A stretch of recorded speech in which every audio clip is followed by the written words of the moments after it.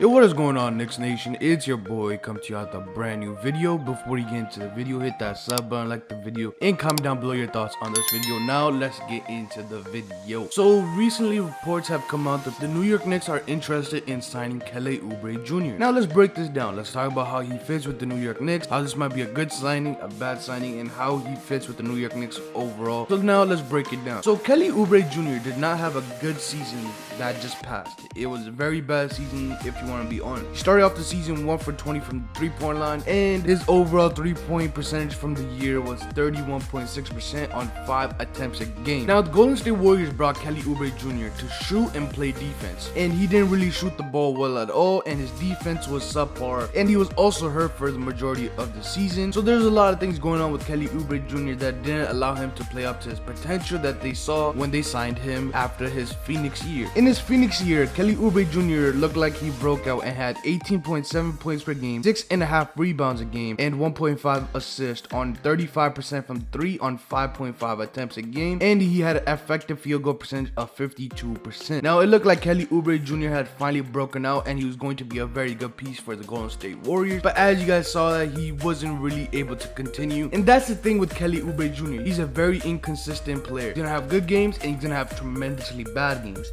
He's gonna have very good games and then very bad games. So you never know what you're gonna get with Kelly Oubre Jr. But if the New York Knicks sign him on a good deal, nothing crazy, he got a 1-year $15 million deal from the Golden State Warriors. So if the New York Knicks can sign him from that, and maybe for a 1+1, because next year is a team option and we can decide if we want to take him, I would do this only because in a Tom Thibodeau situation, in a Tom Thibodeau system, the small forward doesn't really have that much of a focal point. He's not really doing much. He's gonna be on catch and shoot attempts, which neglect a lot of Kelly Oubre Jr.'s skills. You just want him to be a catch and shoot player and play defense.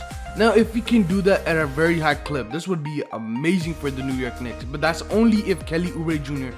is consistent from the 3-point line. When he's not making his shots, he's not doing much on the court. His defense is affected when he's not making his shots because he's a very rhythmic player. If his shot is falling, he's going to give you 100%. If it's not falling, he's not going to give you a lot of effort on the court. Now, if Tom Thibodeau can tap into it and get Kelly Oubre Jr. to play at a very high level, like he got Reggie Bullock or Alec Burks to play at, then this would be a very good signing because he does offer a lot more than just catch and shoot. Good from the mid-range, he can take it into the paint. He's a very good all-around player. He's just that he's very inconsistent, and the New York Knicks at this moment cannot take any inconsistent players. So he just fit very well with the New York Knicks if you want to catch and shoot 3-and-D guy. If Kelly Oubre Jr. is willing to be that role, this would be a perfect. But when he wants to start doing a lot more stuff and wants to start being a lot more in the offense, that's when this is not going to be very good because we have Julius Randle who's going to command the ball. Maybe Alonzo Ball, if we sign him in the offseason, will get the ball a lot. And whoever else we get, Damian Lillard is a possibility. Who knows? So there's a lot of people that on the New York Knicks. RJ Barrett is going to command the ball. And Kelly Oubre Jr. is not going to be really a focal point of the offense. But if he's willing to take a downgraded role in catch and shoot and play defense,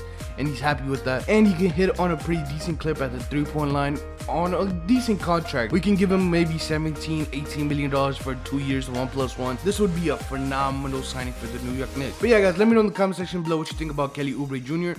I know he's very inconsistent, but if he's not inconsistent and he's on like he was in his Phoenix year, do you guys think that we should sign him in the off? And let me know in the comment section below, and I'll catch you guys in the next one. Peace out, YouTube.